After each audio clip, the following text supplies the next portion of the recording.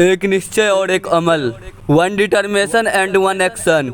एक लड़के ने एक दिन बहुत धनी आदमी को देखा। उस धनी आदमी का ठाठ बात देखकर लड़के के दिमाग में आया, काश मेरी जिंदगी भी ऐसी होती। और फिर उसने सोच लिया कि अब उसे भी धनवान बनना है। उसने कई दिनों तक इसके बारे में सोचा और फिर एक काम भी शुरू कर दिया। कई दिन तक वह कमाई में लगा रहा और कुछ पैसे भी कमा लिया, लेकिन वह उतना नहीं कमा पा रहा था जिससे कि वह धनवान बन सके। इसीलिए अब उसका धैर्य धीरे धीरे खत्म होने लगा। इसी बीच उसकी भेंट एक विद्वान से हुई और वह उस विद्वान से इतना ज्यादा प्रभावित हुआ कि अब उसने विद्वान बनने का निश्चय कर लिया और दूसरे ही दिन से कमाई धमाई छोड़कर पढ़ने में लग गया। अब जैसे कि वह समझ चुका था, पैसा वैसा सब मोह माया है, ज्ञान अर्जित करना सबसे बड़ी बात है। ज्ञान के आगे तो पैसा भी फेल है। उसने जोर शोर से पढ़ाई शुरू की। कुछ सालों तक पढ़ाई निरंतर करता रहा, लेकिन उसका मन पढ़ाई में भी कम लगने लगा। धीरे धीरे वो संगीत की तरफ आकर्षित हुआ।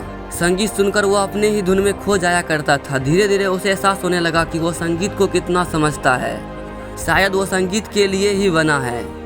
इसी दौरान उसकी भेंट एक संगीतज्ञ से हुई और उस संगीतज्ञ से बातचीत के बाद उसने फैसला कर लिया वह संगीत सीखेगा। और उस दिन से उसने पढ़ाई बंद कर दी और संगीत सीखने लगा। कुछ सालों बाद संगीत से भी उसका मन उब गया और उसने एक नेता बनने का निश्चय किया।